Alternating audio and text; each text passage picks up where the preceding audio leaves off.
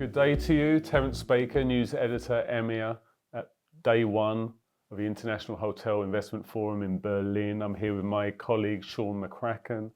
It's been an interesting first day. As you can imagine, a lot of the talk was dominated by the crisis in the Middle East. But one thing I saw and was heard and repeated many times is the crisis might be regarded as a little bit more of a crisis than other crises we've had, but it's yet one more crisis in a whole string of crises. The industry is extremely resilient, and the word I heard, I thought initially I was going to say defiance, but that's the wrong word. Absolutely, it's the wrong word. It's a determination to carry on doing what we do as an industry, which is generally regarded as an industry that is a good thing. Travel, getting to know people from different cultures, experiencing what the world has to offer, what it feeds everybody, and all that kind of wonderful stuff. There's a determination. Some people said already in the United Arab Emirates, as the example that was given, was yes, occupancy is down, no doubt about it, for obvious reasons. But they're already putting their capex plans into place, seeing this as a golden opportunity, not one they wanted, but a golden opportunity to do that work now, because there just aren't any free occupancy 0 or 30% or 20%, whatever it might be. It just doesn't happen in the UAE anymore. Well, yeah, except for COVID, but that was, Again, it's a perfect example of another crisis that we've been through. We rebounded back. The resilience of the industry is quite extraordinary, obviously fueled by travel desire.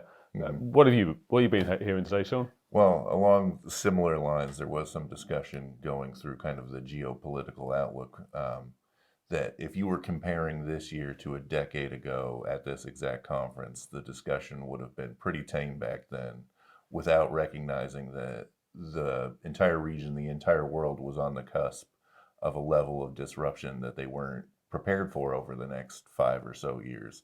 Now it might be the inverse, where we see everything out there.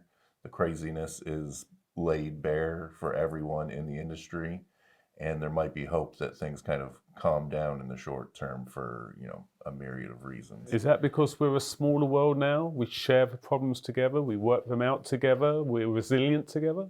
I mean, I feel like that might be a part of it too. Part of it too is that there's a sense of hopefulness that, and it was Elie Malouf from IHG saying this, that he wasn't rooting for low GDP growth in Europe, but he was pretty staunch in his belief that even if there is low to flat GDP in the European Union, travel will still continue to grow, like the decoupling of those metrics, which we talk a lot about stateside as a bad thing.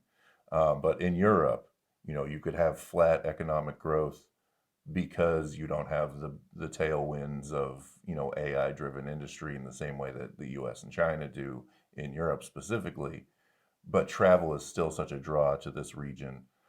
I've developed a habit at this conference and in similar situations of asking people, like, well, do you really believe Southern Europe? Do you think Spain, Italy, Greece, France, can still keep the momentum they've had? Because it's been, since COVID, so outsized like the rest of the world. Basically, it's been the place to be a hotel investor. It's been the place to be if you can afford to go. That's where you want to travel. And the sense is that yes, it will continue to be the case. There's no reason to believe that it will not continue to be the place that people across the globe aspire to go to. And that's, the biggest macro sense possible, the most positive sign you can draw from a situation like this. And Elie Malouf's comment about GDP in Europe, is that based on the fact that it's going to be the Americans still coming to Europe?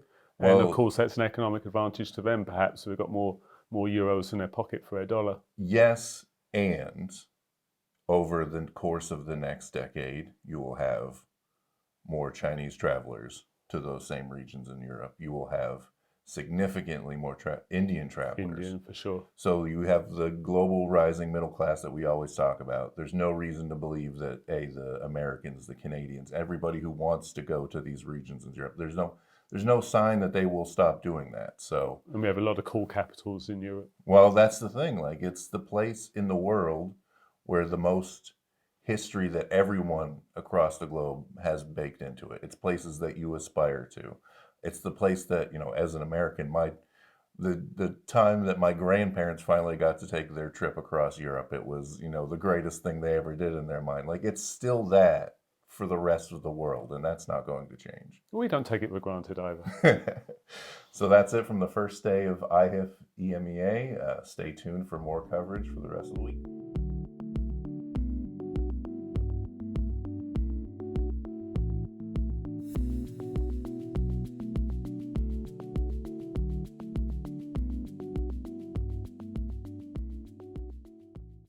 Hi, I'm STR's Isaac Colazo. And I'm CoStar's Jan Freitag. And together we are the data geeks behind Tell Me More, a hospitality data podcast work. Every month, we bring you a fresh take on the latest hotel data, insights into the travel trends behind that performance, and the big picture topics you should be thinking about. And we also don't mind getting into some good-natured disagreement from time to time.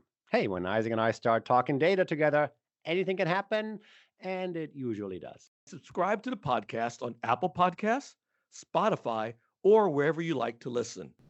This episode of the CoStar News Hotels podcast was recorded on March 23, 2026 at the International Hospitality Investment Forum EMEA by Meredith Sheridan and edited for podcast by Brian Roden. Head to CoStar.com/hotel news for more coverage from this event and more. You can find all of our podcasts on Apple, Spotify, YouTube, or your platform of choice. Thanks for listening.